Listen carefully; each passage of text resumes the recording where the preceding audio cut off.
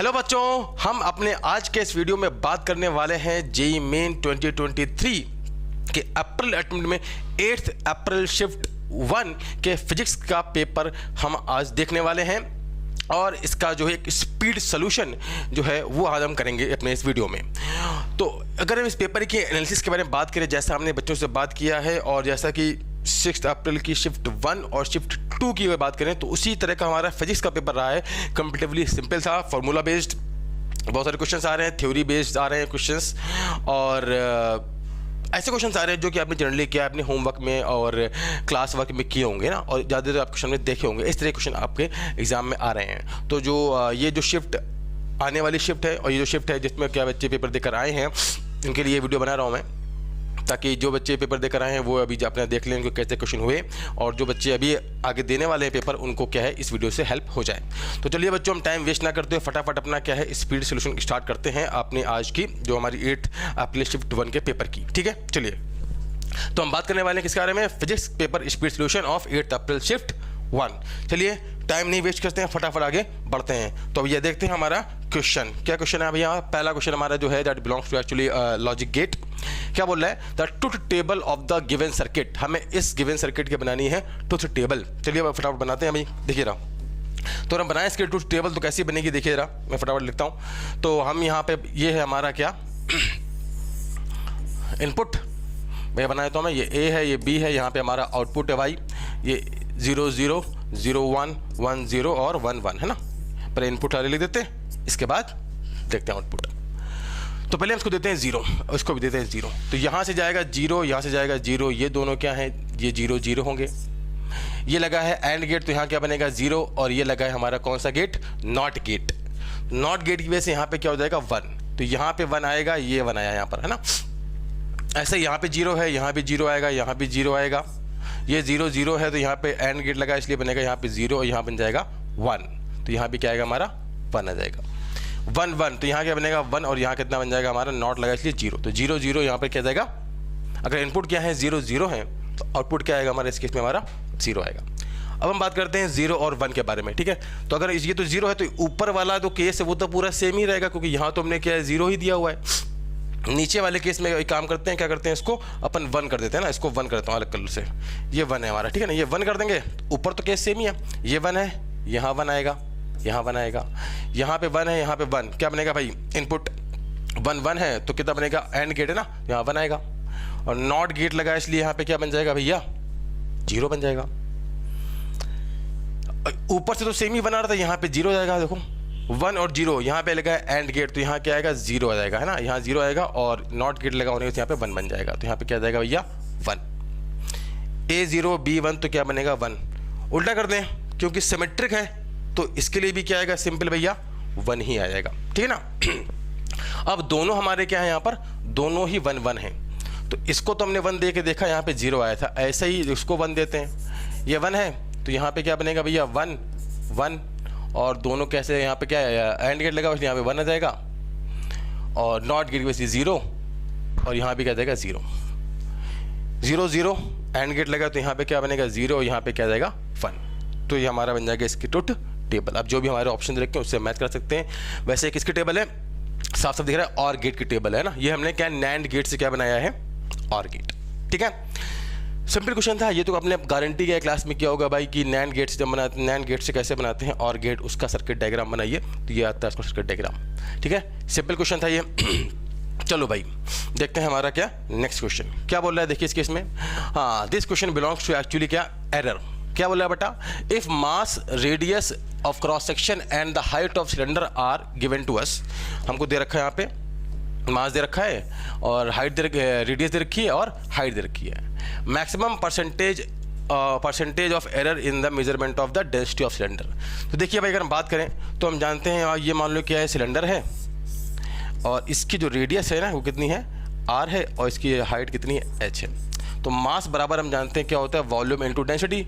Volume क्या है इसका, पाई r square h into rho है। तो डेंसिटी लिखा जाए तो क्या बनेगा भैया, m by pi r square h बन जाएगा बेटा, ठीक, ये बन जाएगा।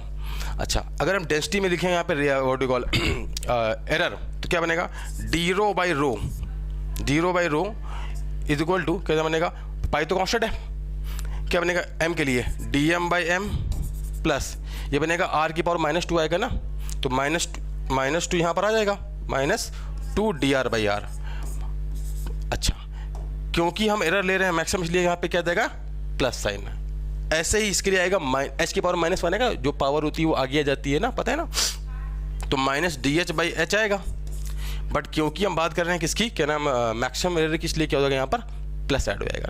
अच्छा, हमसे बोल रहा है क्या परसेंटेज एरर निकालो, तो लो पकड़ो, ये 100 से मल्टीप्लाई कर दिया दोनों साइड, इधर भी 100 से मल्टीप्लाइड है ना, 100 से मल्टीप्लाई है, तो बस अब हमें वैल्यू पुट करनी है, क्या बनेगा dm/m। dm क्या है देखो, हाँ भाई, एरर इन द m, मास कितना है 0.01, वैल्यू पुट करनी है बस 0.01 बाई मास कितना है 0.4 ग्राम इंटू 100 लिखा है ना, प्लस 2 इंटू dr क्या है, error in the error in the radius of cylinder.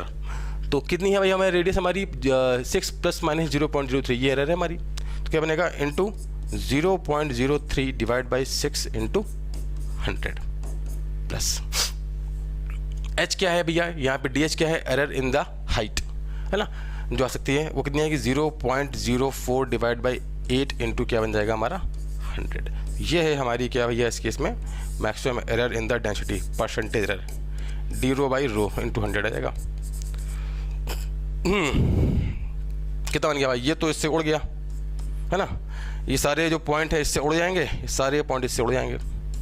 तो देखो भाई कितना बन गया हमारा इस केस में, तो ये बन गया मुझे लगता है कितना 1/0.4, तो आई थिंक बन गया हमारा 2.5, 1/2.4 ना, 1/0.4 है, ऊपर जाएगा बनेगा 10, तो 10/4 आएगा तो बनेगा 2.5, ये बनेगा 2.5, ये बन जाएगा कितना 2 × 3 6/6 कितना बन जाएगा 1, प्लस ये कितना बनेगा 4/8 1/2.5 बन जाएगा। तो हमारी जो मैक्सिमम परसेंटेज आएगी कितनी आ जाएगी यहाँ पर इस केस में 4% आ जाएगी d/ρ इंटू 100 है ना, ये हमारी क्या है इस केस में मैक्सिमम परसेंटेज एरर है बेटा। तो क्या हमारा बन जाएगा इस केस में आंसर 4% बन जाएगा। सिंपल में क्या करना था यहाँ पर एरर एनालिसिस दिखानी थी, काम खत्म हो गया था भाई, है कि नहीं है। चलो नेक्स्ट देखते हैं। The height of the antenna is 98 metre, the radius of earth is क्या है 6400 kilometre, the area up to which it will transmit the signal. देखिए भाई क्या ये बहुत ही फेमस रिजल्ट है कि अगर मान लो इस केस में कहानी क्या है, ये अर्थ का सरफेस है और अर्थ के सरफेस से अगर बात करें HT हाइट पर क्या है, HT हाइट का एंटीना यहाँ पे लगा हुआ है, HT हाइट का एंटीना लगा हुआ है। तो ये जिस एरिया में क्या करता है, अर्थ के जिस एरिया में ये देखो यहाँ से ये एंटीना लगा HT हाइट का, तो ये जो करेगा ट्रांसमिट वो सिग्नल क्या होगा, इसको जस्ट ग्रेज इमेज करता हुआ जाएगा, ऐसे ही जो सिग्नल होगा इसको जस्ट ग्रेज इमेज करता हुआ जाएगा। तो जो एरिया अर्थ के सरफेस पे कवर होगा उस एरिया के बारे में अगर हम बात करें है ना, तो ये इसके करस्पॉन्डिंग हमारा ये बनेगा सॉलिड एंगल, तो ये वाला एरिया कवर होगा भैया है ना। अगर अर्थ की रेडियस कितनी होती है RE, जो टोटल एरिया आता है 3D में आएगा, दैट इज फॉर्मूला है ना, रिजल्ट पूरा कितना आता है 2π/HT × R है ना।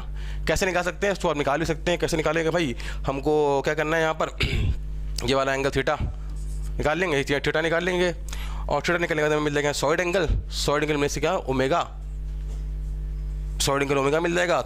तो इस केस में जो एरिया कितना बनेगा ओमेगा × R² है ना, वहाँ से निकाला जाता है, हमको उसको प्रूफ से मतलब नहीं है, फॉर्मूले से मतलब है। 2π/HT × R पुट करेंगे वैल्यूज यहाँ पर फटाफट देखो, सीधा हमारा खट से आंसर मिल जाएगा कितना 2 है, पाई है, 98 मीटर है, तो उसको करेंगे किलोमीटर में कन्वर्ट बाई 1000 × 6400। इसको सॉल्व करेंगे, हमें यहाँ से एरिया लगभग आ जाता है हमारा 3942 किलोमीटर स्क्वायर है ना, ये हमारा एरिया क्या है इसमें आ जाता है। आप इसकी मैथ कर लेना सिंपली, ठीक है, सिंपल था, सिंपल रिजल्ट बेस्ड क्वेश्चन है, ठीक है भैया। चलो जरा आगे देखते हैं, जरा नेक्स्ट क्वेश्चन क्या बोल रहा है। A train is moving with the speed of कितना 10 मीटर पर second toward a platform and blows a horn with frequency 400 Hz. Find frequency heard by the passenger standing on the platform. Take speed of sound 310 metre पर second. मतलब Doppler effect का question जो है वो actually 6 अप्रैल की shift 2 में भी आया था, उसमें यहाँ पे वॉल लगी थी। ये तो बहुत ही सिंपल है ना, ये तो बहुत ही सिंपल क्वेश्चन है। क्या बोल रहे हैं देखो यहाँ पे भाई, ये क्या है, ये जो है ट्रेन आगे की तरफ आ रही है ऐसे, और ये क्या है ऐसे हॉर्न ब्लो कर रही है और यहाँ पे क्या है प्लेटफॉर्म पे, यहाँ पे प्लेटफॉर्म पे क्या है एक पर्सन यहाँ पे खड़ा हुआ है। तो जब ये साउंड ब्लो करती है इसकी फ्रिक्वेंसी में देखिए 400 हर्ट्ज है, एन नॉट हमारा 400 हर्ट्ज है, और तो जब ये मूव करे आगे की तरफ वीओ स्पीड से तो ये कितनी फ्रिक्वेंसी सुनेगा, है ना। सीधे सिंपल मतलब एकदम ही जब पढ़ते हैं डॉपलर इफेक्ट तो सीधे सबसे आसान क्वेश्चन नहीं कराए जाते हैं ऐसे। तो एन डैश कितना बनेगा देखिए, एन नॉट यहाँ पे ये सोर्स है, ये ऑब्जर्वर है, तो क्या होगा ऑब्जर्वर तो रेस्ट पे है, तो वी प्लस वी ओ आता है, वी ओ 0 हो जाएगा,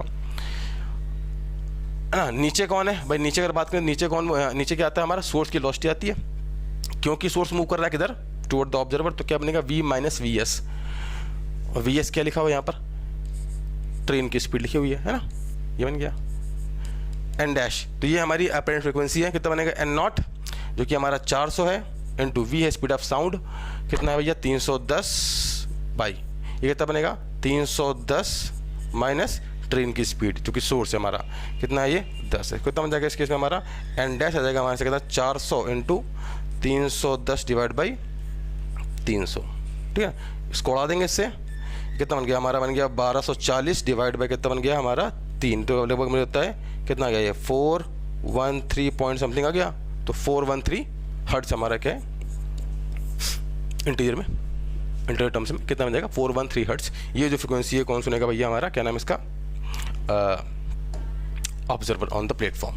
सिंपल क्वेश्चन था भाई, हमें कुछ नहीं करना है, सिंपल किया था फॉर्मूला लगाना था और खटाखट किया सीधा आंसर आना था। ऐसे ऐसे क्वेश्चन आ रहे हैं और बच्चे क्या है 10 क्वेश्चन करके आ रहे हैं, 15 क्वेश्चन करके आ रहे हैं, ऐसा नहीं करके आना भैया, पूरे 20 के 20 क्वेश्चन निपटा के आओ, ठीक है ना। और जिनकी शिफ्ट आगे लगी है उन क्वेश्चन को जरूर एक बार देख के जाए, उनके लिए बहुत ज़्यादा क्या है इंपॉर्टेंट है, ठीक है। चले भैया देखें ज़रा नेक्स्ट क्वेश्चन क्या है, देखें ज़रा क्या है दम इसमें। The graph showing the variation of electric field E with the distance R from centre of the insulating solid sphere. हाँ भाई, ये हमारा क्या है एक इंसुलेटिंग सॉलिड स्फीयर है और इस पर हमको दे रखा है क्यू चार्ज और आर इसकी रेडियस है ना। तो इसके सेंटर से आर दूरी पर बात करें, हमको इलेक्ट्रिक फील्ड का बताना है वेरिएशन। तो जब हम अंदर होते हैं तो इलेक्ट्रिक फील्ड कितना आता है, वो आता है हमारा कितना K Q R by R cube आता है जब हम अंदर होते हैं, when R is less than R और इक्वलिटी होल्डेड। और जब बाहर होते हैं तो हम जानते हैं कितना सीधा फॉर्मूला आता है, क्या सारे के सारे चार्ज को क्या करो सेंटर पे मान लो और बाहर इलेक्ट्रिक फील्ड लिख दो। तो इस केस में कहानी क्या है भाई, ये आता है हमारा इलेक्ट्रिक फील्ड। तो पहले तो ये क्या करेगा लीनियरली वेरी करेगा, लीनियरली बढ़ता जाएगा, दिख रहा है ना, सेंटर पे 0 होगा, इसके बाद लीनियरली बढ़ता जाएगा, इसके बाद घटता जाएगा। तो जहाँ इधर रखा भाई हमारा ऑप्शन है, कहाँ दे रखा है भाई इस केस में, पहले लीनियरली बढ़ेगा, बाद में क्या होता जाएगा घटता जाएगा, और सरफेस पे कितना होगा हमारा, यहाँ पे कितना होगा के क्यू बाई आर स्क्वायर होगा, ठीक है। तो सीधा आंसर क्या है हमारा इस केस में आगरा, है ना। फटाफट स्पीड सोल्यूशन है भैया, है कि नहीं है, सिंपल क्वेश्चंस। नेक्स्ट देखो रहा, an air bubble having volume 1 centimetre cube at depth 40 metre inside water comes to surface, what will be the volume of the bubble at the surface। तो लो भाई ये तो एकदम ही, ये भी क्वेश्चन क्या क्लास में क्या क्वेश्चन है, फ्लूइड मैकेनिक्स में ऐसा क्वेश्चन करते हैं। जो कहानी क्या है कि ये जो है एक बबल है, एयर बबल, वो कहाँ पर है एच हाइट नीचे है ना, और जब ये बाहर आता है यहाँ पर तो क्या है, यहाँ पर इसका ऑब्वियस बात अगर अंदर बात करें तो यहाँ कितना प्रेशर है P0 प्लस रो जी एच, है ना। और जब ये जैसे जैसे ऊपर उठता जाएगा तो इसका जो सराउंडिंग प्रेशर है जो उसको क्या कर रहा है कंप्रेस कर रहा है वो घटता जाएगा, तो इसका वॉल्यूम क्या होता है ऑब्वियसली बात है बढ़ता जाएगा। तो जब ये बाहर आ जाता है तुमसे पूछ रहा है, इस केस में यहाँ पर आ जाता है तुमसे पूछ रहा है इसका वॉल्यूम कितना हो जाएगा, मान लेते हैं वी डैश हो जाएगा, पहले वॉल्यूम वी था।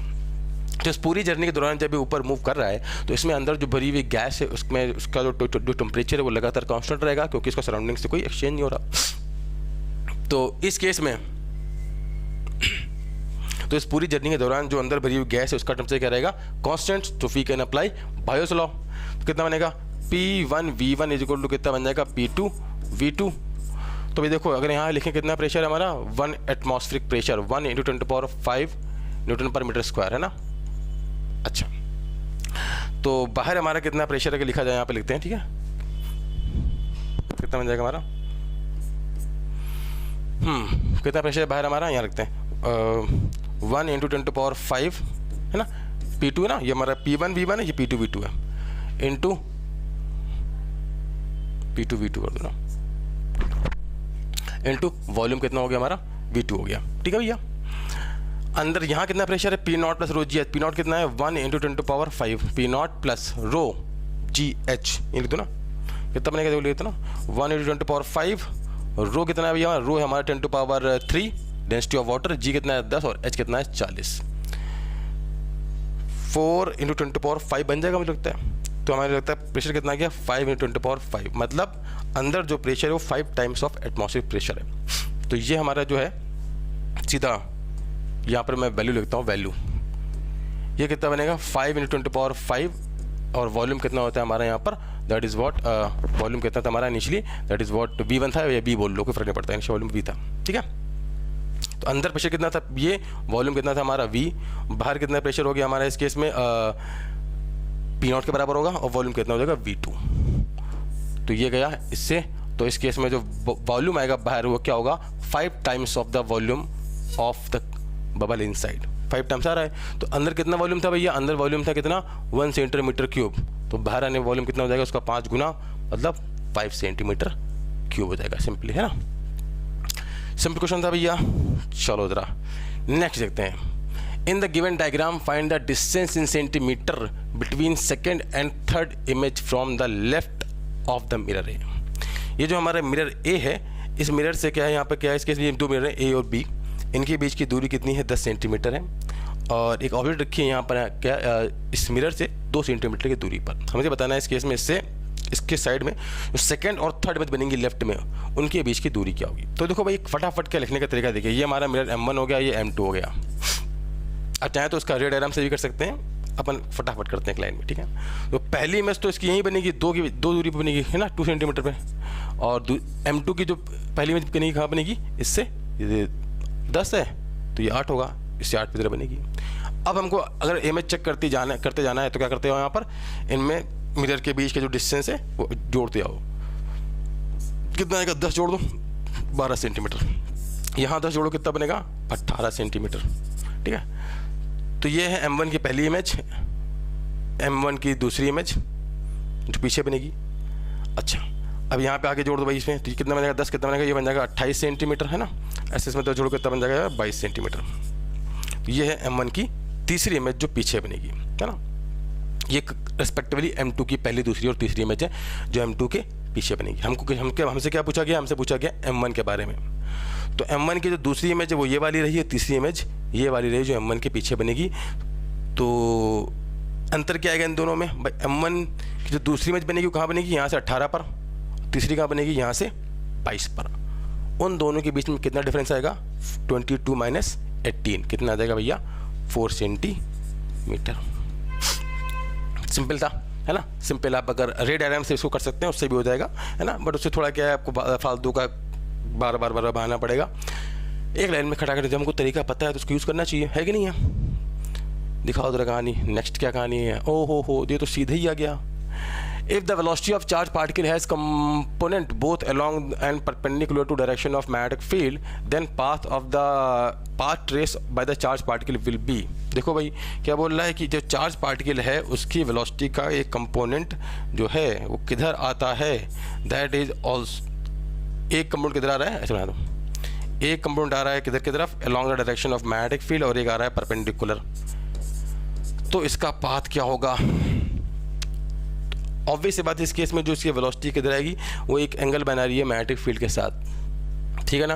तो इस केस में आप जानते हैं पाथ कैसा होता है, हेलिकल पाथ होगा। फिर ये बना देता हूँ, देखो कैसे। तो V परपेंडिकुलर की वजह से क्या होगा, V vector cross B vector इस पर अंदर की तरफ लेगा, इस सर्कुलर पाथ पर ऐसे मूव करता रहेगा। बट क्योंकि जो वेलोसिटी का कंपोनेंट है मैग्नेटिक फील्ड के अलॉन्ग, उसकी वजह से आगे भी बढ़ता तो जाएगा। तो इस केस में क्या है, इसका पाथ कैसा आ जाएगा हेलिकल पाथ आ जाएगा ना भाई, जिसको बोल सकते हैं अपन cycloid.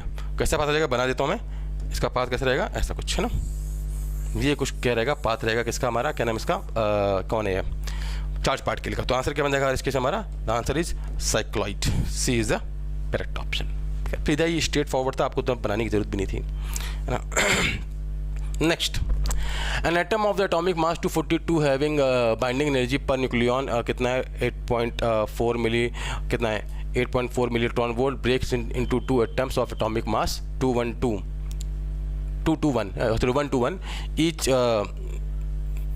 with binding energy per nucleon 7.1 milliton volt. Find absolute Q value of the reaction. तो कहानी क्या है, देखो यहाँ पे इस केस में ये जो x है वो 2y में ब्रेक हो जाता है plus certain amount of energy release होती है ना, क्यू वैल्यू। तो जो अमाउंट ऑफ एनर्जी रिलीज होगी, ऑब्वियस बात है यहाँ पे क्या है, जो x था वो पहले अनस्टेबल था, बाद में क्या स्टेबल हुआ है, तो certain amount of energy release हुई है। तो जो एनर्जी रिलीज होगी वो किसके बराबर होगी, इन दोनों की बाइंडिंग एनर्जी के डिफरेंस के बराबर होगी। तो क्यू वैल्यू क्या आएगी भाई, देखो इस केस में बाइंडिंग एनर्जी ऑफ प्रोडक्ट में से बाइंडिंग एनर्जी ऑफ रिएक्टेंट घटा दो, सीधा वैल्यू मिल जाएगी, है कि नहीं है। तो क्या है बाइंडिंग एनर्जी, यहाँ पे देखो क्या होगी, ये है बाइंडिंग एनर्जी पर न्यूक्लियॉन और ये लिखा है टोटल नंबर ऑफ न्यूक्लियॉन। तो कितनी आएगी भाई binding energy, 8.4 minus sorry into 242, ये है बाइंडिंग एनर्जी ऑफ x।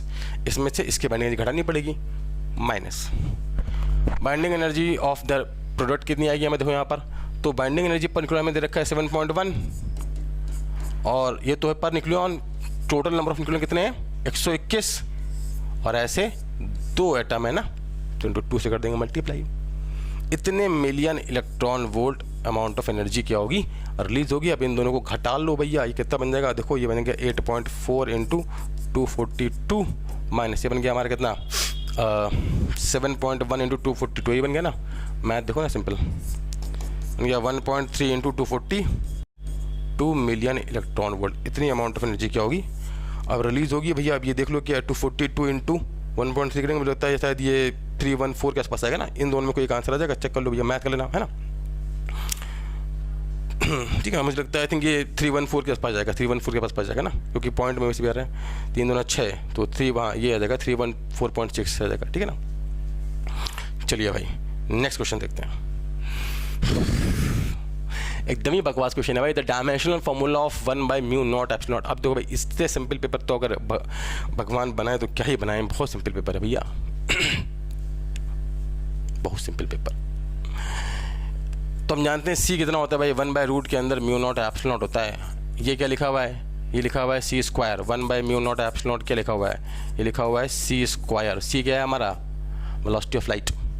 तो डायमेंशन हम लोग क्या बनेगा, एल टी भाई, एल टी -1 कर दो, उसका स्क्वायर कर दो, तो डायमेंशन हम लोग क्या बनेगा, ये एल टी -1 है, इसका स्क्वायर मार दो, एल स्क्वायर टी की पावर -2, तो क्या बन गया m0 L2 t -2, है ना, सिंपल। नेक्स्ट दिखाओ जरा क्या है कहानी।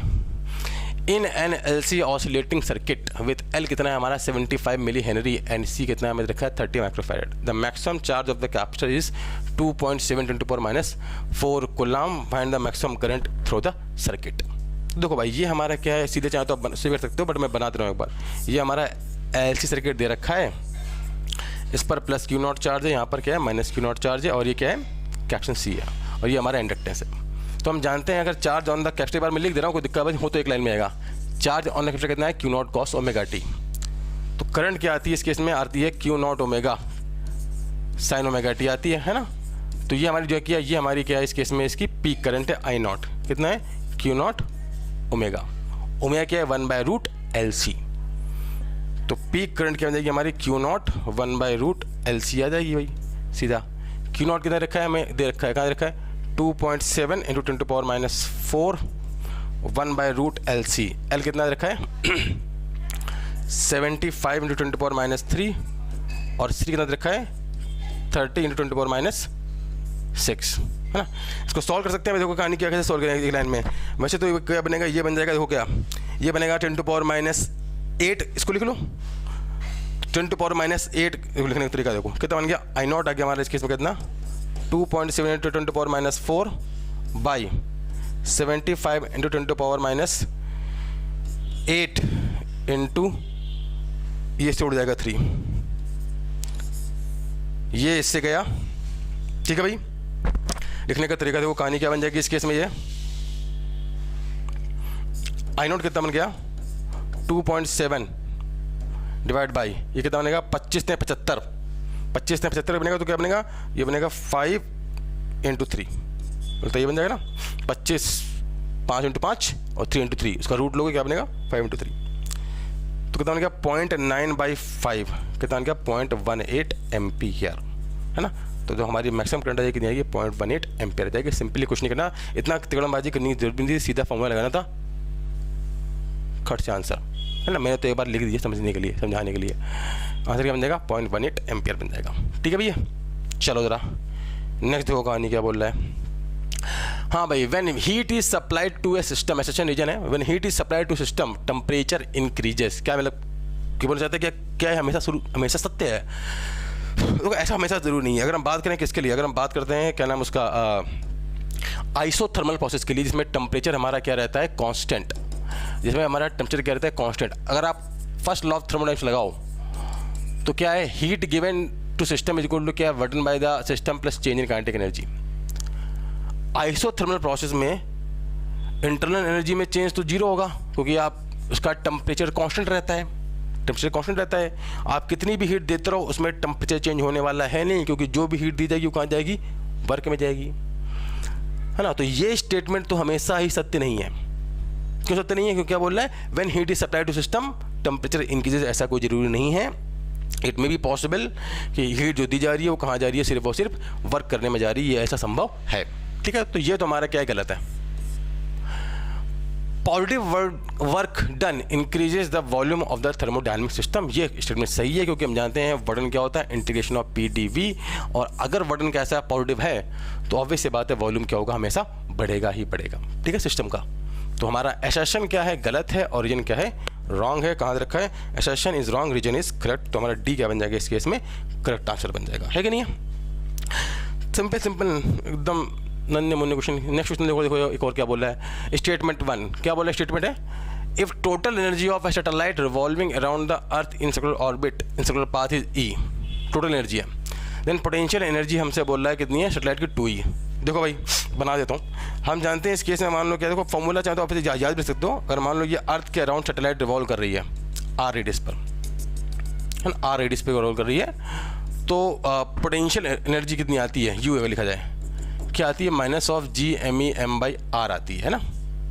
काइनेटिक एनर्जी क्या आती है? हम जानते हैं भाई इस केस में G_me_m/r आती है, भाई 2R सॉरी आती है ना। और टोटल एनर्जी क्या आएगी? Kinetic energy plus potential energy, दोनों को जोड़ दोगे तो क्या बनेगी? -G_me_m/2R आ जाएगी। आप खुद देख लो। तो इस केस में टोटल एनर्जी वो E के बराबर है। आप देखो यहाँ पे नेगेटिव बता रहा है कि सिस्टम कैसा है? बाउंडेड है, बस नेगेटिव इतना बता रहा है। ठीक है, तो हम बात कर रहे हैं मैग्नीट्यूड की। टोटल एनर्जी कितनी? E है। आप खुद ही देखो यहाँ पर पोटेंशियल एनर्जी क्या है? इसकी डबल है, 2E के बराबर है। हम मैग्नीट्यूड की भी बात कर रहे हैं, सिर्फ और सिर्फ साइन की बात नहीं कर रहे हैं। और काइनेटिक एनर्जी का जो मैग्नीट्यूड है वो किसके बराबर है भैया? टोटल एनर्जी के मैग्नीट्यूड के बराबर है। तो स्टेटमेंट 1 तो हमारा क्या है? करेक्ट है। जिसमें ये बोल रहा था क्या हमसे? स्टेटमेंट 1 तो क्या हमारा करेक्ट है। इसमें क्या बोल रहा है हमसे कि जो पोटेंशियल एनर्जी होती है वो क्या होती है? Double of the total energy होती है। Statement 1 is correct. स्टेटमेंट 2 में क्या बोल रहा है? Kinetic energy is also the toys of total energy. ये गलत है, क्योंकि काइनेटिक एनर्जी का जो मैग्नीट्यूड है वो टोटल एनर्जी के मैग्नीट्यूड के बराबर होगा, है ना। तो statement 1 is correct and statement 2 is wrong, है ना।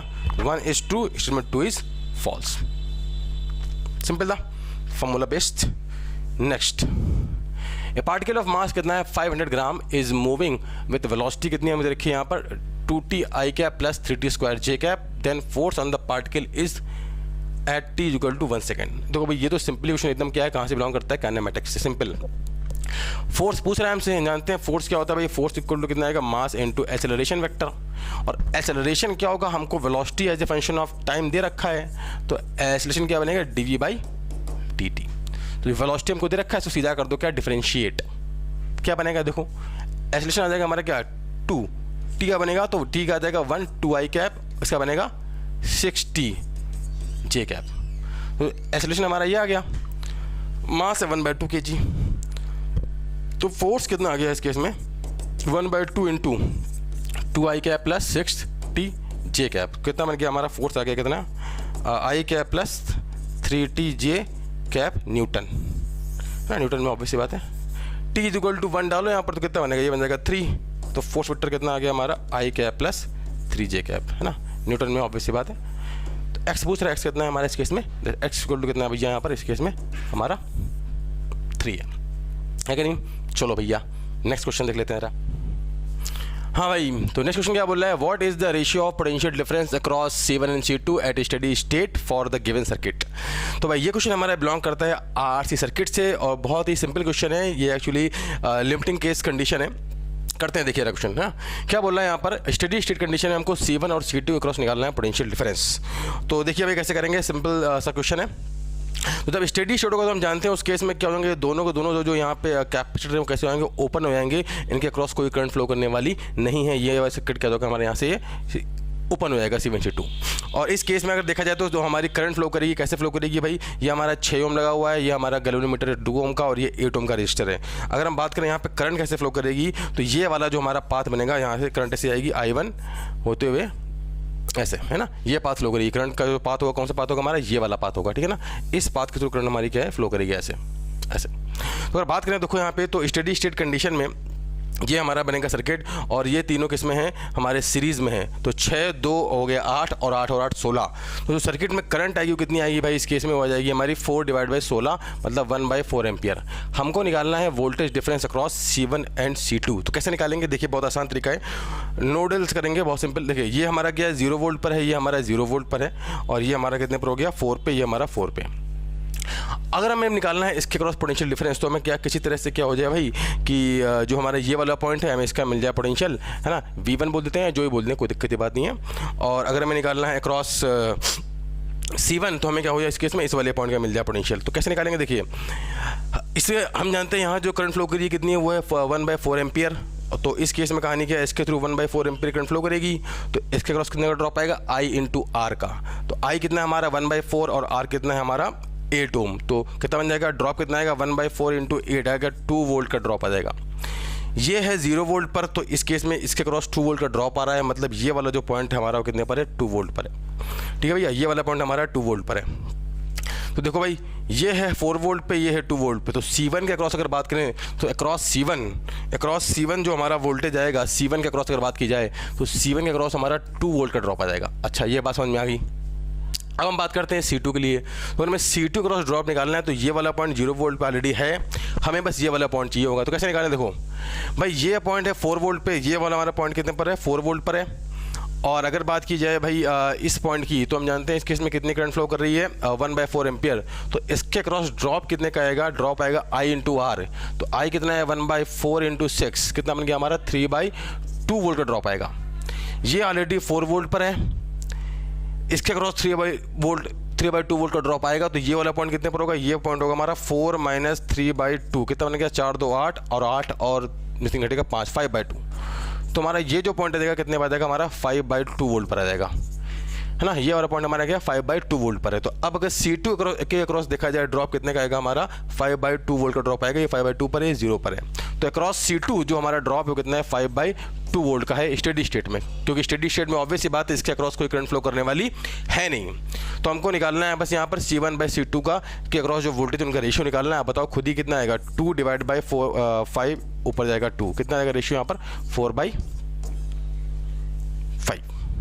4:5, है ना। तो सिंपल सा क्वेश्चन था भाई ये, और इसके समाना से क्या बन जाएगा हमारा A is the correct option, 4:5। कुछ नहीं करना था अपन को, बस यहाँ पे स्टेडी स्टेट में चेक करना था इसमें कितनी करंट फ्लो करेगी।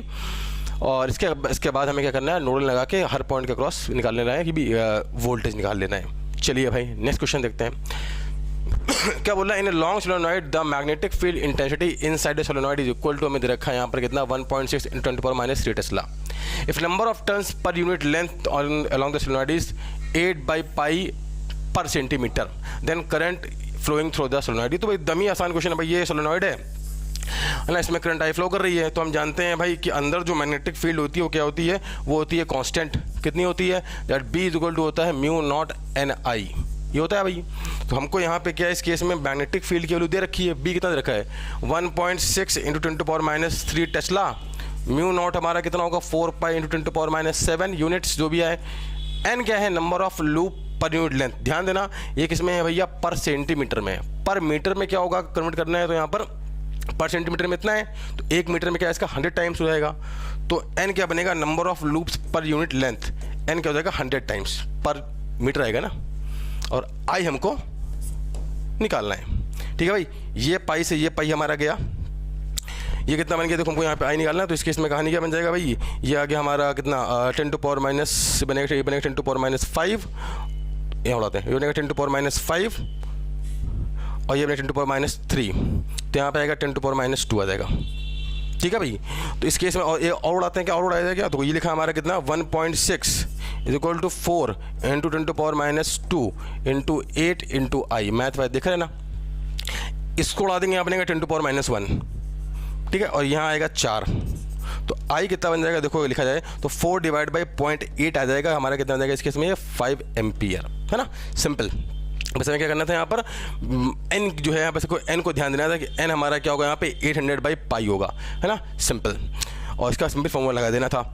चलो भाई देखते हैं नेक्स्ट क्वेश्चन हमारा क्या बोल रहा है, momentum of A particle is increase by 50%। अच्छा, by keeping its mass constant find the increase in the kinetic energy of particle. Mechanics का बहुत ही आसान क्वेश्चन है। तो हम जानते हैं काइनेटिक एनर्जी क्या होती है भाई, p²/2m होती है, ये काइनेटिक एनर्जी इनिशियली थी, बाद में हमने मोमेंटम को इंक्रीज कर दिया 50% से, तो अब जो काइनेटिक एनर्जी होती है k डैश, मोमेंटम मान लेते हैं p डैश हो जाता है, तो p²/2m, p डैश कितना बनेगा देखो भाई, यहाँ पर मोमेंटम को बढ़ा दिया ना, तो p प्लस 50% बढ़ाया है, तो 50/p इंटू 100 ये बनेगा, तो p डैश हमारा कितना बनेगा 150/100 इंटू p, कितना बनेगा 3/2 बन जाएगा, बताइए 3/2p। तो अब जो हमारी काइनेटिक एनर्जी आ जाएगी कितनी बनेगी 3/2p² 3/2p का स्क्वायर डिवाइड बाई 2m, कितना बनेगा ये 9/4 आएगा, है ना, तो 9/4p²/2m, ये हमारी लिखिए क्या काइनेटिक एनर्जी, k डैश कितना बन जाएगा यहाँ पर 9/4k। अब जो काइनेटिक एनर्जी है वो प्रीवियस काइनेटिक एनर्जी का क्या होगी 9/4 टाइम्स हो गई है, तो हमारा जो चेंज पूछ रहा है कितना बनेगा k dash minus k divide by k into 100, तो हमारा चेंज कितना जाएगा इस केस में 9/4k minus k divide by k into 100, I think ये 5/4 आ जाएगा, सेपरेट करने पर k से k उड़ जाएगा, तो 5/4 इंटू 100, तो जो हमारा ये आ गया 25, ये बन गया 125% का क्या आ जाएगा काइनेटिक एनर्जी में चेंज आ जाएगा। सिंपल फॉर्मूला लगाना था और क्या करना था भैया, मैथ्स करनी थी और कुछ नहीं करना था। चलिए भाई नेक्स्ट क्वेश्चन देखते हैं क्या बोल रहा है इस केस में, an electric dipole with the dipole moment कितना रखा है हमको 5 microcoulomb metre is placed in a region with uniform electric field of 600 newton per coulomb at an angle 90 degree with the direction of field, torque experience by the dipole. Simple question है, तो electric field का क्या बोल रहा है भाई, यहाँ पे इलेक्ट्रिक फील्ड करती है एग्जिस्ट और टॉर्क, यहाँ पे एक डायपोल रखा है ऐसे जो कि क्या है इलेक्ट्रिक फील्ड के परपेंडिकुलर है, तो टॉर्क कितना लगेगा इस पर, टॉर्क हम जानते हैं कितना लगता है p vector cross e vector, कितना आएगा pe sin थीटा आएगा, pe sin थीटा, थीटा कितना है 90 डिग्री, तो टॉर्क जो आएगा हमारा कितना बनेगा pe sin 90, p कितना लिखा है तो लिखा हुआ है 5 माइक्रोकूलम, तो 10 to power minus 6 into metre है ना, ई कितना है हमारा 600 न्यूटन पर कूलम, तो अगर यहाँ पे आप सॉल्व करें इसको तो कितना बन जाएगा हमारा, ये आएगा 30, टॉर्क कितना बन जाएगा यहाँ पर आएगा 3 into 10 to power minus 3 newton metre. ठीक है, हमसे पूछ रहा है किसमें बताओ, न्यूटन मिलीमीटर में बताओ, तो मिलीमीटर के लिए 10 टू पावर माइनस 3 से हो जाएगा मल्टीप्लाई, तो टॉर्क हमारा कितना आएगा 3 न्यूटन मिलीमीटर। आंसर क्या बन जाएगा इस केस में 3 न्यूटन मिलीमीटर, 3 आ जाएगा ना, बस सिंपल फॉर्मूला लगाओ सीधा आंसर पाओ, है ना, मतलब फिजिक्स तो एकदम ही हलवा आ रही है पेपर में, है कि नहीं है। चलिए भैया देखते हैं next question. Okay, 2 different lenses are used in telescope because by magnification increase, focal length increase, more light is captured, अलग अलग ऑप्शन देखें।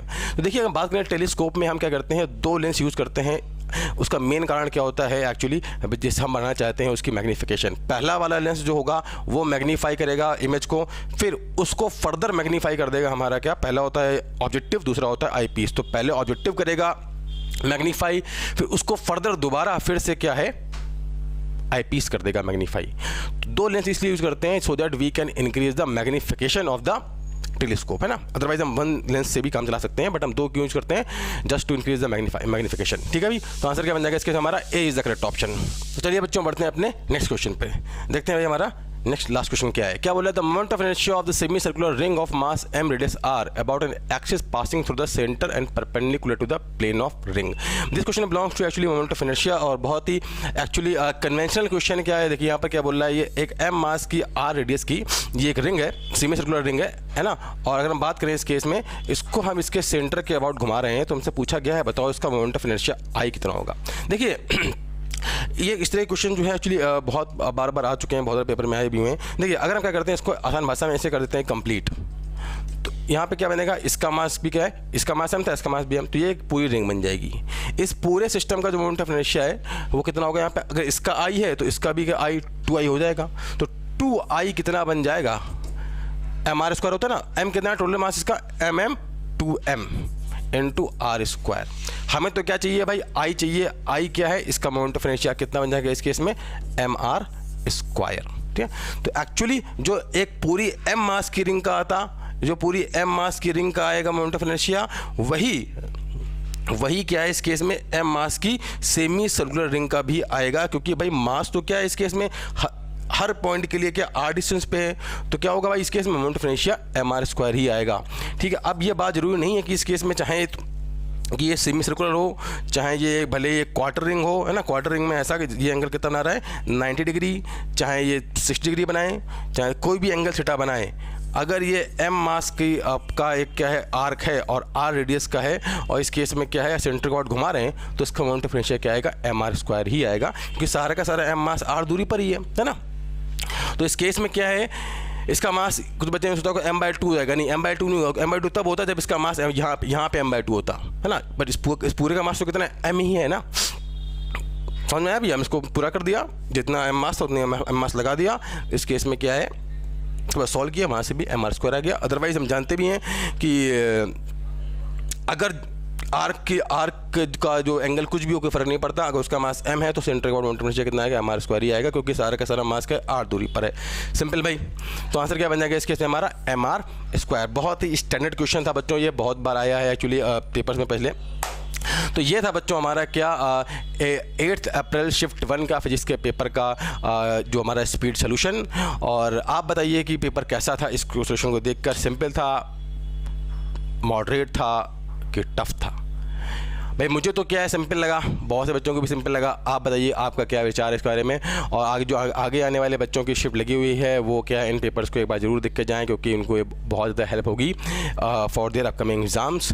बच्चों हम मिलते हैं अपने नेक्स्ट वीडियो में, तब तक के लिए ऑल द वेरी बेस्ट।